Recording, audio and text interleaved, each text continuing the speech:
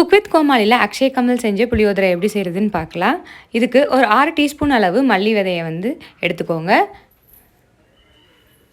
1 teaspoon மிளகு, 1 teaspoon வெந்தயம்,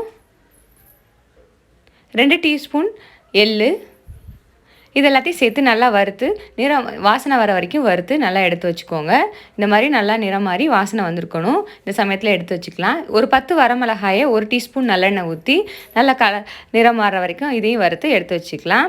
ஒரு பெரிய எலுமிச்சம்பழம் அளவு புளியை சேர்த்து ஊற வச்சுக்கோங்க. இப்போ இதை பவுடர் பண்ணி எடுத்துக்கலாம்.